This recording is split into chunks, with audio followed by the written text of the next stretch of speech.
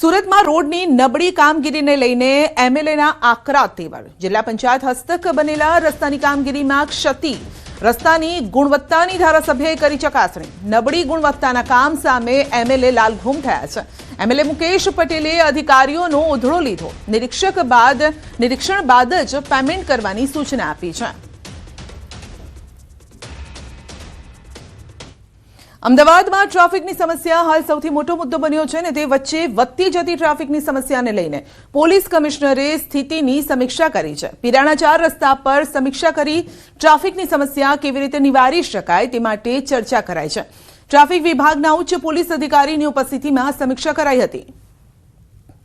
આજે છે ને આપણે અમદાવાદમાં ક્રાઇમ અને લો એન્ડ ઓર્ડર બધી આપણે કાબુ હેઠળ છે. આપણે હવે ટ્રાફિકને આપણે પ્રાયોરિટી આપી રહ્યા છીએ. તો ટ્રાફિકમાં જે છે આજે આપણે પીરાણાના જે ક્રોસિંગ છે આ જોવા માટે આવ્યા છીએ. અહીંયા આપણે ચેન્જીસ કરાયા છે. તમે જોઈ શકો છો અત્યારે ટ્રાફિક અહીંયા સ્મૂથ ચાલે છે. આ પછી કોજી હોટલ નારોલ વગેરે પણ હું વિઝિટ કરવાનો છું.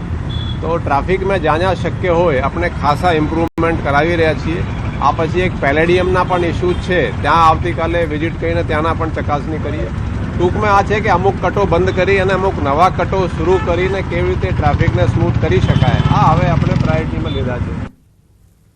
આંતરરાષ્ટ્રીય વોટર ક્રેડિટ મેળવનાર સુમુલ ડેરી દેશનો સૌપ્રથમ સહકારી સંઘ બન્યો છે. સુરત તાપીની 100 મંડળીઓએ જળ સંચય પ્રોજેક્ટ અંતર્ગત વરસાદી પાણી જમીનમાં ઉતારવાની સિસ્ટમ લગાવી હતી અને જેના કારણે આશરે 2.5 કરોડ લીટર પાણી ભૂગર્ભમાં ઉતરી રહ્યું છે. સફળતાપૂર્વક રિચાર્જ કરવામાં આવ્યું છે. આ કામગીરી બદલ મંડળીઓને અંદાજિત 25,000 વોટર ક્રેડિટ મળ્યું છે. આ ક્રેડિટ્સનું ટ્રેડિંગ પ્લેટફોર્મ પર વેચાણ કરી અને મંડળીઓ નવી આવક ઊભી કરી શકશે. આ પ્રોજેક્ટથી બોરવેલ અને કૂવાના તળ ઊંચા આવતા પશુપાલકો, ખેડૂતોમાં ખુશીનો માહોલ છે. શ્વેત ક્રાંતિ બાદ સુમુલ હવે જળ સુરક્ષા અને પર્યાવરણ જતનના પણ દેશ માટે માર્ગદર્શક બની રહી છે.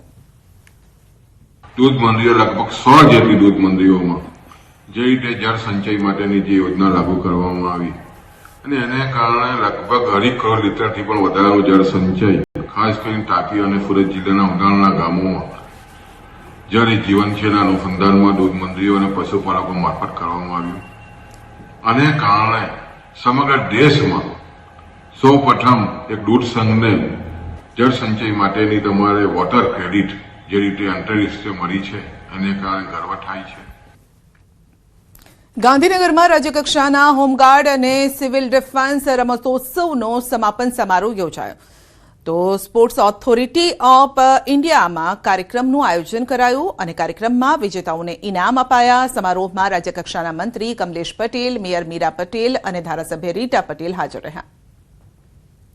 રાજ્યકક્ષાના રમોત્સવનું જે આજે બધા જ અમારા જવાનોએ જે ભાગ લીધો અને બધા જ રમતના મેદાનમાં જે એકાગ્રતાથી રમ્યા, બધા જ જીત્યા છે એવું એમના ભાવ પ્રદર્શિત થયો છે. સૌને જીતેલાને અને ભાગ લીધેલા સૌને પણ અભિનંદન.